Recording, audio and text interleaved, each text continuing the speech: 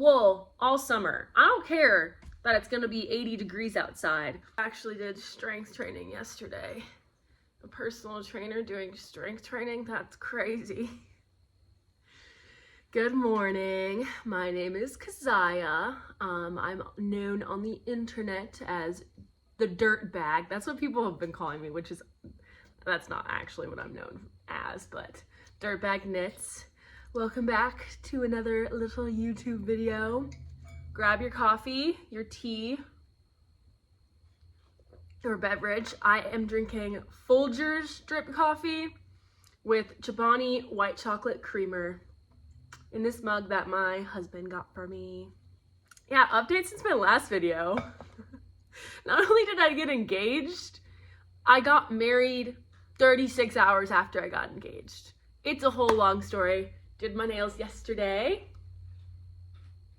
Yeah, so welcome back to another knitting video. Today I'm going to be sharing what my future spring, summer knitting plans are. Now with most spring and summer knitting plan videos, it's a lot of cotton, a lot of light, airy, drapey. No wool is involved. However, for me, I don't stop knitting with wool. I knit with wool all year round. Wool never stops. I do commissioned work, so people commission pieces for me all year round in 100% wool. And in my mind, if you knit with wool in the summer, you have it for the fall to wear. And if you knit with wool in the winter, you have it in the winter. If you knit with it in the spring, you eventually have it for the next season. I don't necessarily believe in knitting for seasons, but that's also because I don't knit spring and summer knits. My kitty cat's trying to come over here and seeing how he can insert himself in this video. He'll find a way, I know it. So let's start with the pieces that I'm knitting for future commissions. I'm not gonna go over the commissions I have in progress because only one of them doesn't overlap. I'm actually doing 2 commission orders that 2 pieces per order. Both of them have some of the same pieces. So for my previous commission, have knit this Vera sweater by Scalpel Oslo. Oh, the colors pick up so beautifully on camera. It has 2x2 rib detailing, a split hem up the side with rib that runs up the side. I really like that. That's very pretty. I knit this in a medium using Scalpel Surrey yarn and Scalpel mink held together. I knit this on US 11s and my gauge is a little tight, so I think for my next one, it's tight but it still works because it's such an oversized sweater. For my next one, I think I'm gonna knit it on, I've already started knitting it on US 13 needles. So that's the first one for that commission order. There's really not too much to say about it. It's a pretty straightforward stockinette sweater that moves really quick, but not as quick as a 10-stitch gauge would be because it's so oversized. But the next sweater that's on that commission order, I'm really excited to knit and like low-key a little nervous. I don't know why. It has some cables in it. I haven't knit cables in a couple years, but I'm knitting, I can't pronounce the name, but I've heard a lot of people call it the Snow Dog sweater. It's a Lincoln Newman pattern. I've been dying to knit one of her patterns, but I just haven't. So someone asking me to knit one for them, I was like, give me your money, give me the yarn, wait until you see these colors. So I'm knitting it in this colorway. It's an Olafos Lopi, which is the bulky Lopi yarn. They have like, I don't know what the DK weight is for the Lopi, but then they have Let Lopi, which is the worsted weight. This is the bulky weight of that line. I think the gauge is 13 stitches. This is the main color. White as an accent. Navy as an accent. This like lighter teal blue, more sky blue, heathery accent. And this heathery blue. What's this color called? I can't tell. Doesn't say 0008, but like, oh. And I'm so excited. I still have to ask her. This sweater is really cool. You can customize what dog. There's like 2 or 3 different dog charts, and you can customize what dog you put on the sweater. And it's really cool. This girl, she lives in Alaska. Her boyfriend races sled dogs. And I get to knit her the sled dog sweater. So very, very excited about that. I have knit the ribbing on that. That's why I've gotten into this navy blue.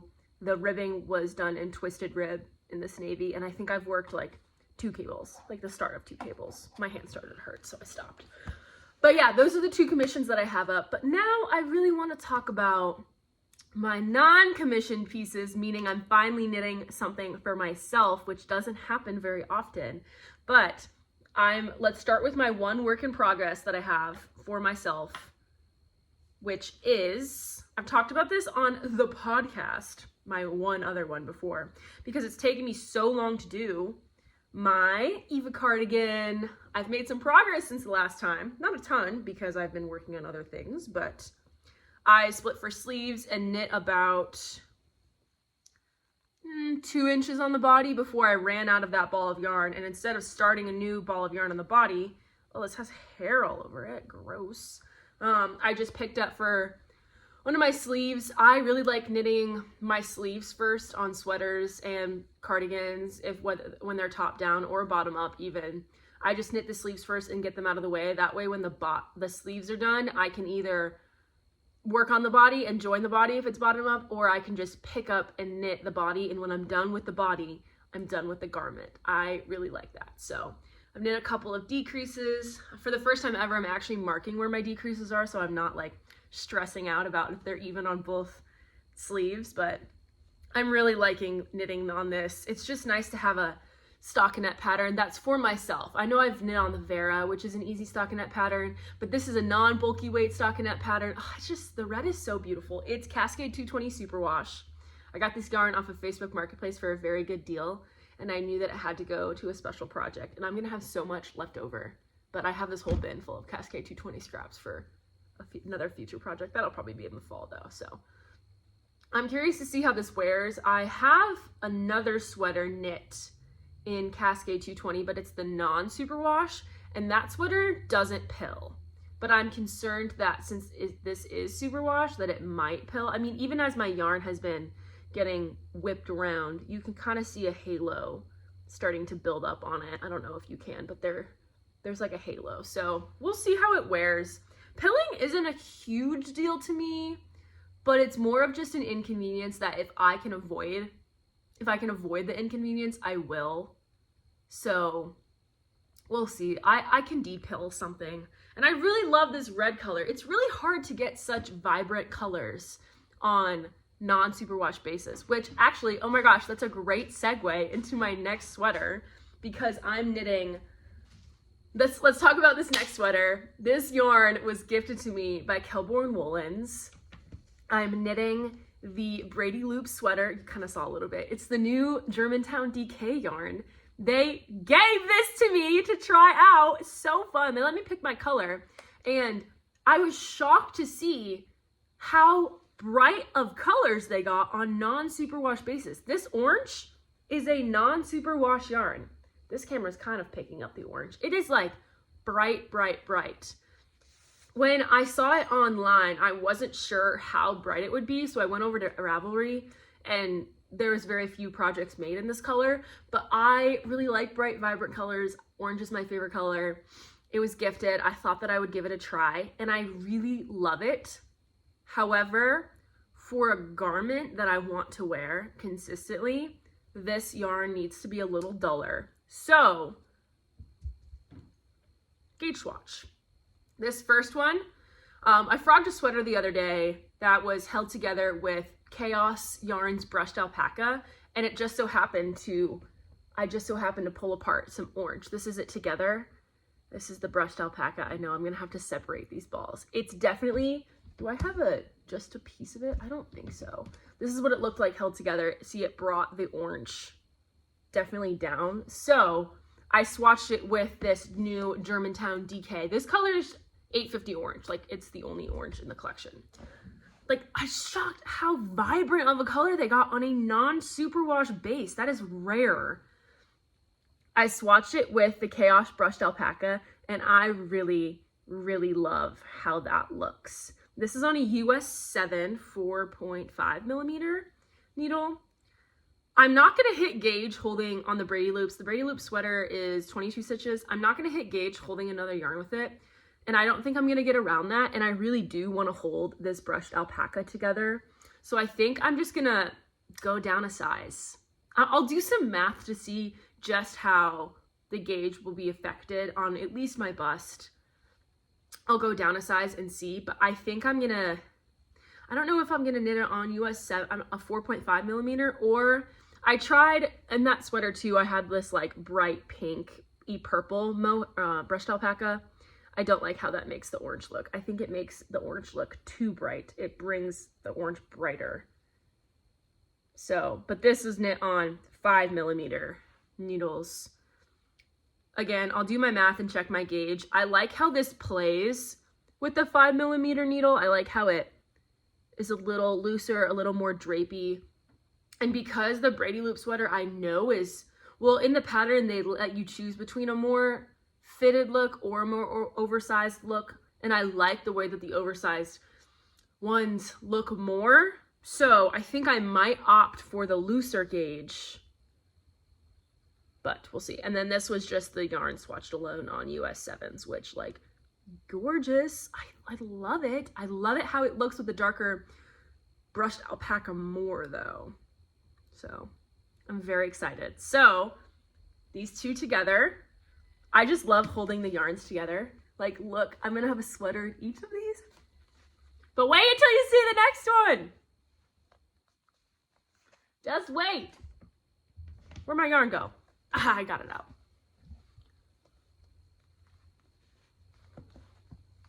This yarn, also from Kelborn Woolens, they sent this to me again. Well, this was before I got the Germantown DK, but like, what is this life that I get such beautiful yarn sent to me? This is not Germantown. Kelborn Woolens, Aran base in the color Foxglove. It's this purple with a little pink heather. My camera's not picking this up. A little pink heather along with some like yellow flecks. This is a bulky weight base, and I'm gonna knit the Winter's pullover, which is like the obviously winter sweater that I'm probably gonna start knitting in the month of May. I don't care. I'll have it for the fall, and I'm so excited to use this yarn. I already swatched it, obviously. I think, dang, this is a very hardy yarn. My swatch has just got flown around, and it's already like, it's not felting, but it's definitely coming together. Oh, it looks so pretty in the swatch. You can really see the flecks of yellow. Like, just such a light touch, though. I think I'm gonna knit this sweater on US 10s. I met gauge on 6.5 millimeter, and I like the drape of it. So I think it's gonna be really pretty, but like, are you kidding me? All these held together. Someone commented on my TikTok that all of these together look like spring or like vegetables, but wait until you see the next sweater that I have planned, because it really ties together the vegetables in your garden.